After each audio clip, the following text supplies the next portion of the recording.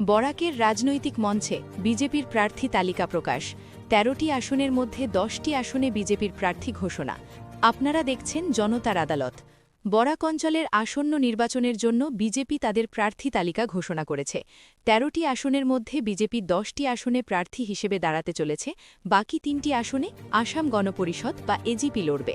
বিজেপির প্রার্থী তালিকা অনুযায়ী পাতারকান্দি কৃষ্ণেন্দু পাল, রামকৃষ্ণনগর বিজয় মালাকার, উত্তর করিমগঞ্জ সুব্রত ভট্টাচার্য, শিলচর রাজদীপ রয়, কাটিগড়া কমলাক্ষ দে পুরকায়স্থ, বরকলা কিশোরনাথ, উদারবণ্ড রাজদীপ গোয়ালা, ধলাই অমিয় কান্তি দাস, লক্ষ্মীপুর কৌশিক রায়, হাইলাকান্দি ড মিলন দাস। প্রার্থীদের মধ্যে কিছু নতুন মুখ এবং কিছু পরিচিত নাম রয়েছে, যা নির্বাচনী প্রচারে দলের শক্তি বৃদ্ধিতে সহায়ক হবে বলে আশা করা হচ্ছে। বিশেষ করে কাটিগড়ায় কমলাক্ষ দে পুরকায়স্থ এবং উত্তর করিমগঞ্জের সুব্রত ভট্টাচার্যের মতো প্রার্থীরা ইতিমধ্যেই স্থানীয় রাজনীতিতে পরিচিত মুখ। বরাকের ভোটারদের মনোযোগ আকর্ষণ করতে প্রস্তুত বিজেপির এই প্রার্থীরা। আগামী নির্বাচনে তারা কতটা সফল হন সেটাই এখন দেখার বিষয়। এই প্রার্থী তালিকা নিয়ে রাজনৈতিক মহলে চলছে জোর আলোচনা।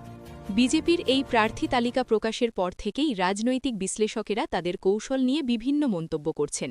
তারা মনে করছেন, এই নির্বাচনে বিজেপির লক্ষ্য শুধুমাত্র আসন সংখ্যা বাড়ানো নয়, বরং বরাক অঞ্চলে তাদের আধিপত্যকে আরও দৃঢ় করা। এদিকে এজিপি তাদের ৩টি আসনে প্রার্থী ঘোষণা করার প্রস্তুতি নিচ্ছে, যা ভোটারদের মধ্যে প্রতিযোগিতাকে আরও তীব্র করবে। বরাক অঞ্চলের ভোটাররা এই নির্বাচনের দিকে নজর রাখছেন, কারণ এটি তাদের ভবিষ্যতের উন্নয়ন এবং রাজনৈতিক দৃষ্টিভঙ্গিতে একটি গুরুত্বপূর্ণ মোড় হতে পারে। পরবর্তী খবর পাওয়ার জন্য আমাদের জনতার আদালত পেজটি ফলো করে থাকুন। ধন্যবাদ।